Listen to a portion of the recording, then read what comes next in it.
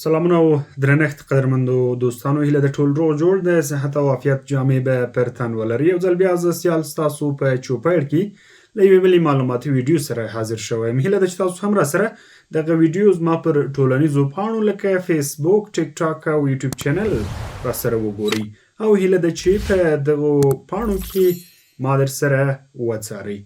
په تیره ویډیو کې مو د موبایل په تاریخ او څه ناڅه په کیفیتونو باندې غږېدلي وو.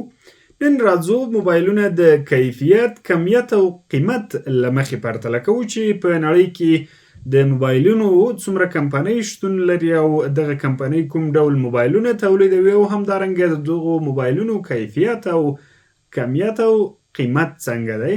نو هیله ده چې تاسو هم راسره تر پایه پاتې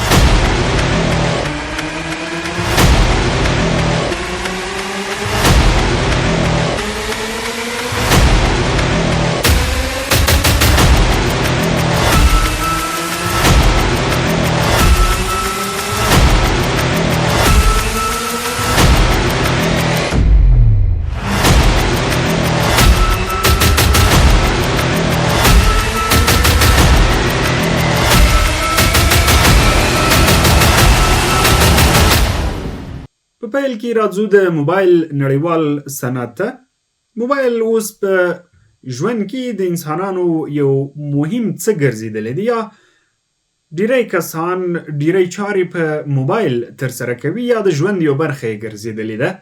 نو دغه اړتیا ته په کتو سره په نړۍ کې اوس سلګونه کمپنۍ شتون لري چې موبایل تولیدوي، خو په دغه کې هغه کمپنۍ بریالۍ دي چې دوی ښه کیفیت او ښه موبایل تولیدوي. د موبایلونو د تولید له کمپنیو څخه یوه هم سامسونګ ده چې د جنوبي کوریا هیواد پورې تړاو لري.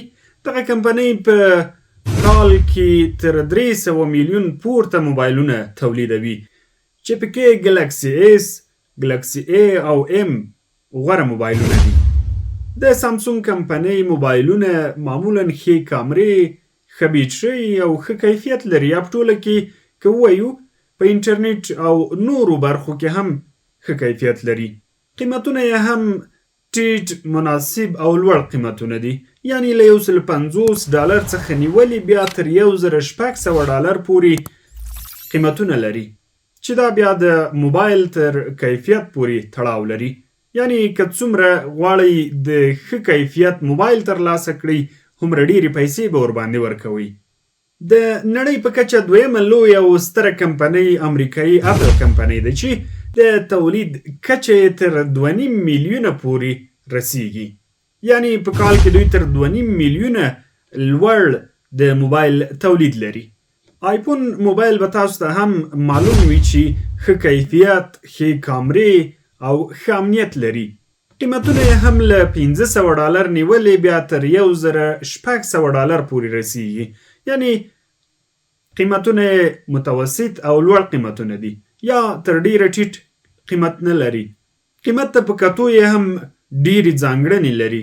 له هغو ځانګړنو څخه یوه هم ښې کامرې او ښه امنیت دی، یا د سامسونګ په پرتله ښه امنیت لري. د سامسونګ کمپنۍ په موبایلونو کې انډرایډ سیسټم فعال وي، خو په اپل کمپنۍ یا آیفون موبایلونو کې بیا آی او ایس سیسټم دی چې دا د اپل کمپنۍ یو ځانګړی امنیتي سیسټم دی. په دریمه درجه کې بیا چینایي اکسایمي کمپنۍ راځي چې د تولید کچه یې تر 200 میلیون پورې رسیږي. قیمتونه یې هم له $100 څخه نیولې بیا تر $500 پورې ده. د دغه کمپنۍ تولید قیمت ته په کتو سره کیفیت هم د سامسونګ او اپل د آیفون موبایلونو په پرتله کم دی. او همدارنګه که تاسو وغواړئ چې یو ښه عکس ورباندې واخلئ، نشئ کولی د سامسونګ الټرا یا د آیفون موبایلونو په څیر ورباندې ښه او غوره کیفیت لرونکی انځور واخلئ. څلورمې درجې ته که راشو، اوپو، ریلمي، ون پلس او بی بی کې ګروپ موبایلونه دي. دا هم چینایي کمپنۍ ده چې د تولید کچه یې تر 1.5 میلیون پورې رسیږي. قیمتونه یې هم له $120 تر $600 پورې رسیږي، چې د منځنۍ او ښه کیفیت لرونکي موبایلونه لري. 5مې درجې ته که بیا راشو، ویوو چینایي کمپنۍ یادولی شو. ویوو کمپنۍ هم په کال کې تر 130 میلیون پورې موبایلونه تولیدوي. که چیرته غواړئ تاسو د ویوو کمپنۍ موبایل واخلئ نو په ښه او ارزانه قیمت یې ترلاسه کولی شئ. شپږم ځای بیا هواوی چینایي کمپنۍ ته ورکولی شو. هواوی کمپنۍ د ځینو بندیزونو له امله په نړیوال بازار کې خپل ارزښت له لاسه ورکړی دی، خو په چین کې لا هم په لوړه کچه تولید او خرڅونه لري. د دغه موبایل ښه ځانګړنه دا ده چې 5G ټکنالوژي لري. اووم ځای بیا چنچون افریقایي ګروپ ته ورکولی شو چې ټکنو، انفینکس او آیټل موبایلونه تولیدوي. ارزانه قیمت لري. د افریقا سربیره په پاکستان او هند هیوادونو کې ښه بازار لري. قیمت یې هم له 50 تر 150 ډالرو پورې دی. نو د موبایلونو دغه ځانګړتیاوو ته په کتو سره تاسو هم د خپل وس او توان اندازې ته په کتو سره د خپلې خوښې موبایل ځان ته وټاکئ. تر بیا بلې هغې چې ستاسو چوپړ ته په یوې بله معلوماتي ویډیو کې حاضرېږم، ښې چارې ښې شی بیا الله مو مل شه.